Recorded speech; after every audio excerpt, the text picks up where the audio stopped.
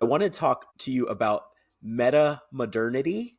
Well, what's interesting is I'm kind of working on a new talk right now because I think we've moved past meta-modernity. I think we're in a new era of like we're in Wow. late stage capitalism and art seems to be reflecting that. It's interesting Mm, because as you know, so magic, my concept is that magic is the slowest to start making art about what's going on. So whatever zeitgeist we're in, it's primarily that zeitgeist is represented by art first, because artists tend to be the first people that are like the most in touch with what's going on. And so you'll see whatever the zeitgeist is reflected in visual art, and then music, and then plays, and then it trickles down to magic eventually. And you can see all of the most successful magicians that we really admire. One of the things they have in common is that they did an incredible job of making art that was deeply and profoundly present in that zeitgeist. Doug Henning could not have done that act now. You watch it, and he's a genius. You watch it now, and you're like, oh, it's a little cheesy. It did not feel cheesy at the time because that was during an era where things were deeply hopeful and it was all about like the world and anything was possible. And Copperfield came mhm, on the other side of that. He did the more romantic version of that. Anything is possible, love, technology, oh, no, no, right? All that stuff. Then you get Penn and Teller, the bad boys of magic, and they're edgy, right? They're that like cool 90s, like too cool for school kind of vibe, and they're hip and they're making interesting art, and they're part of like that zine culture energy, that's who they are, and they're rock and roll and it's different. And then you will move into like later in the 90s, you get David Blaine, and David Blaine is like, we're coming into an era where things are very we've moved away from hopeful and we've become a little bit sarcastic. We've become a little bit like unsure, and we're kind of like, screw it, who cares? And Blaine is like a perfect representation of that, right? Because he's too cool for school, and he's got that Keanu Reeves like almost emotionless thing. And we love that. Like that's perfect of that era. And so you can see kind of the people really hitting this correct tone. And so this is something they should care about for two reasons. One, a lot of people want to be famous. That's not me. I'm not one of those people. I don't necessarily think that's a great thing to want. However, if it is something you want, knowing how to strike the right chord with a community at large is really, really important. So paying attention to the zeitgeist is really important. And two, whether you want to be famous or not, which I do not, what I do want to do is communicate clearly to my audience, and I want to communicate about things that are in their world. And I want to have art that says, hey, this is my soul, does my soul look the way your soul looks? Do you feel how I feel? Like I want to make art. And part of the way we communicate is by speaking the same language and by knowing what the soup we are making this art is. And when I did that talk, you could argue that we were moving into a phase of metamodernity. And what metamodernity is it's a little bit so modernity and post-modernity. So when I was talking about like Doug Henning and Copperfield, that's modernity. Hopeful, excited, blah, blah, blah. Post-modernity is a little sarcastic, little like, well, it's not gonna work out, things didn't work out. Little it's sarcastic, it's meta, it's self-aware, it's almost too self-aware, it's like magic about magic. And now we're tired, we're feeling a little tired from post-modernity. Post-modernity is too sarcastic. It's too sarcastic. It's too screw everything. We needed a little hope, especially during the pandemic. And so then we ended up in a phase of metamodernity where we wanted you to say a beautiful thing and then go, nah, that's what we wanted. Like we couldn't go all the way back to modernity because that feels saccharine, that feels over the top now.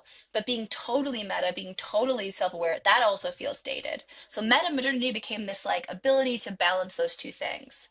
And we're still a little bit in that era, but I mean, I think you can see by what is popular now. Like Rick and Morty was at the height of metamodernity.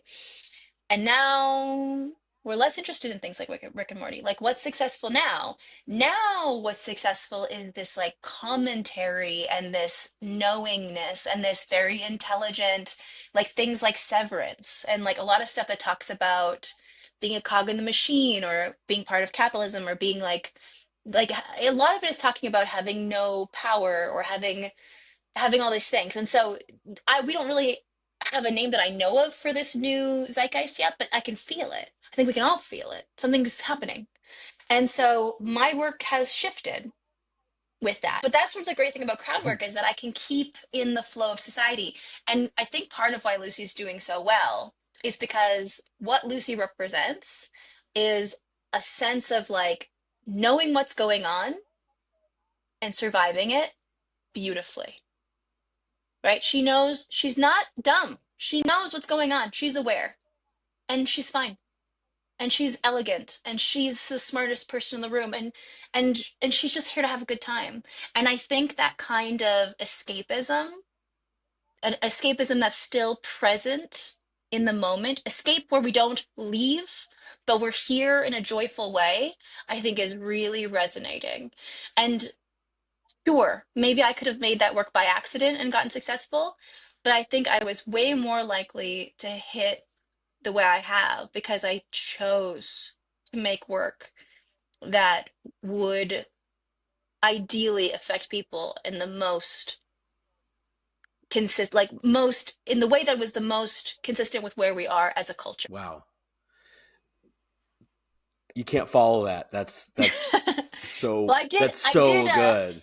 I did sort of like get lost there because this is the first time I've really talked about this out loud. Like, especially since I did the meta majority talk, because lots of people ask for those notes still, and I feel silly sending them out because I'm like, well, this isn't even true anymore. Like, this is dated. We've moved on. Like, we had a global pandemic and we lived through some crazy stuff.